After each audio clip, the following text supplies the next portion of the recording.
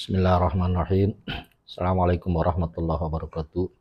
Bapak Ibu sekalian, jumpa lagi di bincang-bincang singkat kita tentang pemahaman ISO dan implementasi pemahaman dan implementasi ISO 17025 tahun 2017 untuk laboratorium pengujian dan kalibrasi. Insya Allah dalam bincang-bincang singkat ini kita masih membahas satu topik, yaitu tentang audit internal atau audit internal.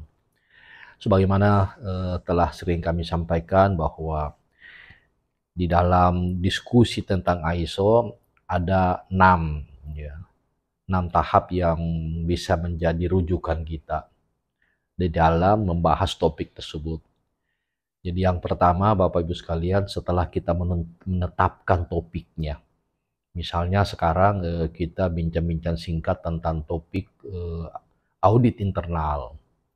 Setelah kita menetapkan topiknya, yang kedua kita bertanya, bagaimana konsensus ISO 17025 tentang topik ini, topik audit internal. Yang kedua. Yang ketiga, kita bertanya bagaimana tentang kebijakan KAN, bagaimana kebijakan KAN tentang topik ini, itu topik tentang audit internal. Yang keempat, bagaimana menyusun dokumen, yaitu dokumen tentang audit internal. Kemudian yang kelima, bagaimana mengimplementasikannya, menerapkan. Dan yang terakhir, bagaimana melaporkannya. Nah, di dalam audit internal, setelah kita tetapkan topiknya tadi, konsensusnya diatur di dalam klausul 8.8. Kemudian ada kebijakan KAN bahwa laboratorium minimal sekali telah melaksanakan audit internal sebelum melaksanakan pendaftaran. Ini antara lain.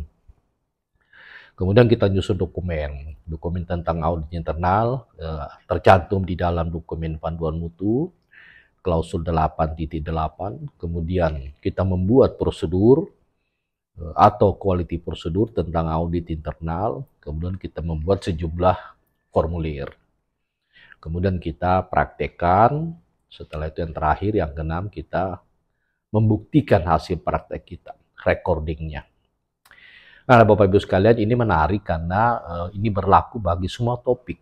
Topik apa saja, Bapak Ibu, tentang ISO 17025.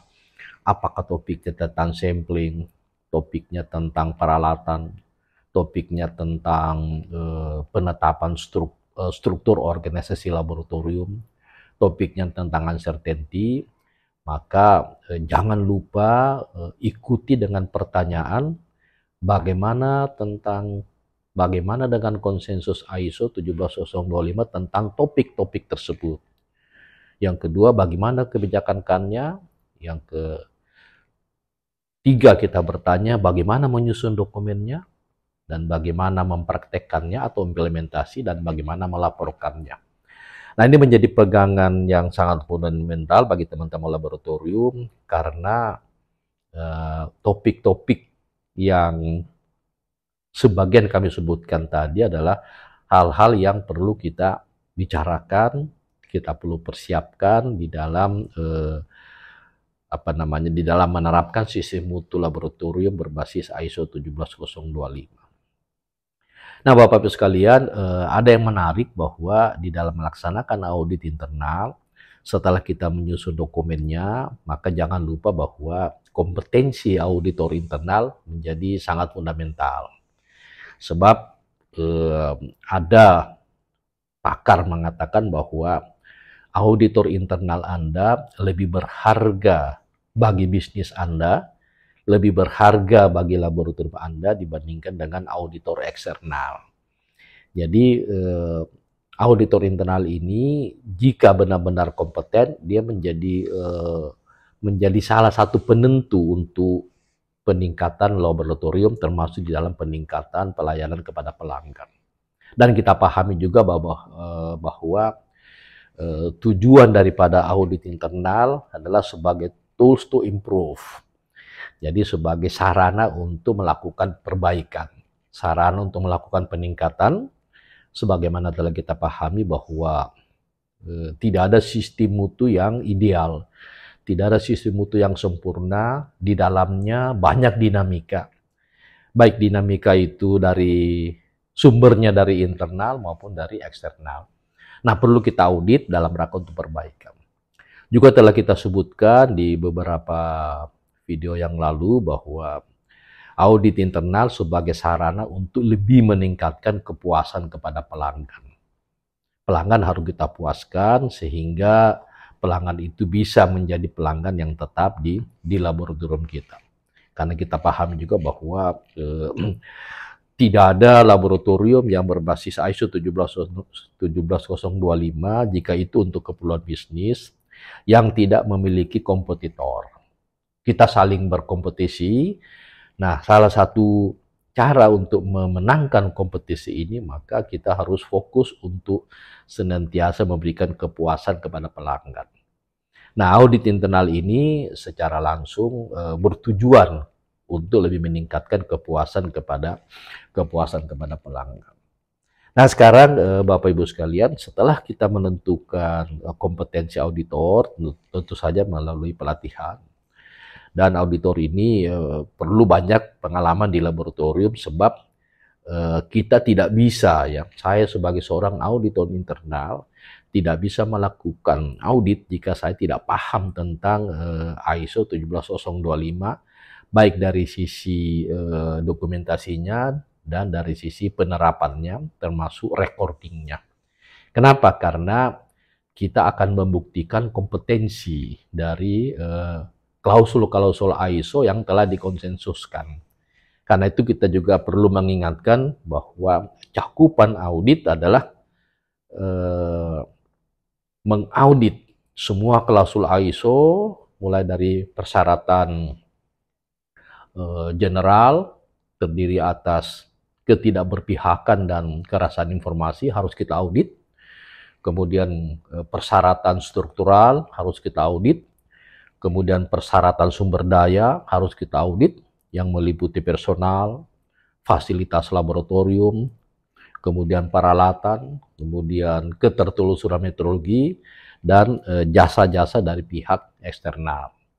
Juga kita perlu mengaudit persyaratan proses, ya, mulai daripada kaji ulang permintaan tender dan kontrak, kemudian validasi atau verifikasi metode uji, kemudian sampling kita audit, pengelolaan sampel juga kita audit, kemudian rekaman teknis kita audit, kemudian uncertainty kita audit, kemudian jaminan mutu, kemudian pelaporan hasil, kemudian keluhan pelanggan dan pengelolaan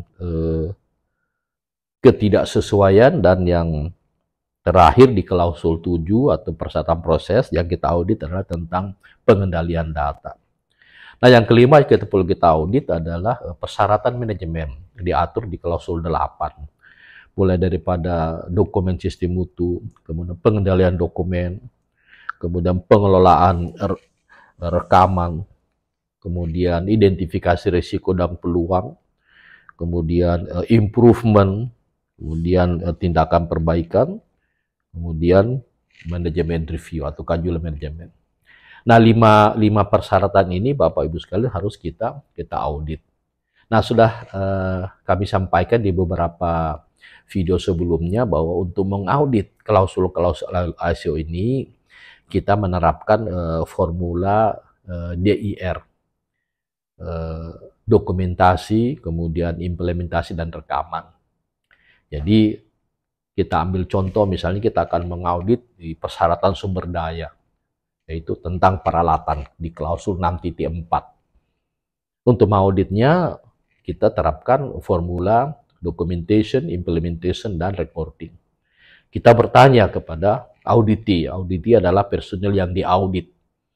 Apakah dokumen tentang peralatan sudah dibuat atau belum? Ini dokumentasinya. Baik dokumen yang berkaitan dengan kebijakan maupun dokumen yang berkaitan dengan prosedur. Kemudian kita bertanya, apakah implementasi tentang peralatan ini sudah dikerjakan sesuai dengan standar ISO atau belum? Misalnya, apakah peralatan sudah dikalibrasi atau belum? Apakah peralatan sudah dilakukan uji kinerja atau belum? apakah peralatan mempunyai logbook atau belum, apakah peralatan mempunyai formulir rencana perawatan, formulir rencana kalibrasi, formulir rencana uji kinerja, dan seterusnya. Nah, pertanyaan-pertanyaan ini menurut ISO dianggap sebagai atau disebut sebagai alat bantu. Nah, karena itu Bapak Ibu sekalian, salah satu yang menjadi bekal bagi seorang auditor adalah membuat sejumlah pertanyaan. Pertanyaan yang relevan tentang klausul-klausul ISO, pertanyaan yang relevan tentang kebijakan kan, pertanyaan yang relevan tentang regulasi terkait jika ada. Kemudian kita perlu membuktikan pada waktu kita melaksanakan audit internal. Nah, Bapak-Ibu sekalian, ini sangat penting karena jika semua klausul-klausul ISO telah kita audit dengan menerapkan formula DIR, Documentation, Implementation, dan Recording, kemudian semua kebijakan kan yang berkaitan dengan ISO 17025, baik untuk laboratorium kalibrasi maupun pengujian, telah dilaksanakan oleh laboratorium, ada D-nya, ada I-nya, dan ada R-nya. Kemudian apakah regulasi terkait telah ditetapkan atau dilaksanakan atau belum. Kemudian apakah ada pembuktiannya secara visual atau recordingnya. Pembuktian itu baik dalam bentuk laporan maupun dalam bentuk formulir. Bisa dibuktikan secara visual. Nah, ini penting bagi Bapak Ibu sekalian, sebelum teman-teman auditor internal melaksanakan audit, perlu membuat sejumlah pertanyaan. Nah, pertanyaan ini sekali lagi dikatakan sebagai alat bantu. Nah, berdasarkan pengalaman kami sudah membuat sejumlah pertanyaan yang berkaitan dengan konsensus ISO tentang audit, berkaitan dengan kebijakan kan, berkaitan dengan implementasi dan recording, ada sekitar 300 pertanyaan. Nah, jika 300 pertanyaan ini kita ajukan atau kita diskusikan dengan teman-teman auditi, maka kita berharap ada beberapa yang bisa kita temukan sebagai ketidaksesuaian dalam rangka untuk melakukan improvement. Tujuannya adalah tools to improve dan untuk lebih meningkatkan kepuasan kepada pelanggan. Baik Bapak Ibu sekalian, itu bincang-bincang singkat kita tentang audit internal. Kami review sedikit bahwa jika kita akan melakukan audit internal, maka rujukan kita yang pertama adalah konsensus ISO 17025, kemudian kebijakan kan yang berkaitan dengan topik audit internal, kemudian regulasi terkait jika ada, kemudian dokumentasinya, kemudian implementasinya, dan pelaporannya, pembuktiannya secara visual. Nah, jika penjelasan ini bisa dilaksanakan oleh teman-teman auditor, maka kita berharap bahwa laboratorium Anda bisa secara berproses mengalami improvement. Dan yang tidak kalah pentingnya Bapak Ibu sekalian, jika kita telah melaksanakan audit internal dengan benar, dengan baik, maka kita berharap bahwa jika tim asesor kan datang ke tempat Bapak Ibu sekalian, maka permasalahan ini menjadi tidak begitu berat bebannya. Karena ada sementara orang yang mengatakan bahwa audit internal adalah bayang-bayang asesmen. Kenapa? Karena asesor di mana saja biasanya pertanyaannya tidak jauh menyimpang daripada formula DIR. Show me your documentation, show me your implementation, dan show me your recording. Baik Bapak Ibu sekalian, sampai di sini dulu bincang-bincang singkat kita tentang pemahaman dan implementasi ISO 17025 dengan topik audit internal. Tetap semangat, jadikan penerapan sistem mutu bermanfaat bagi kehidupan, berilmu terlebih dahulu sebelum berkata dan berbuat. Assalamualaikum warahmatullahi wabarakatuh.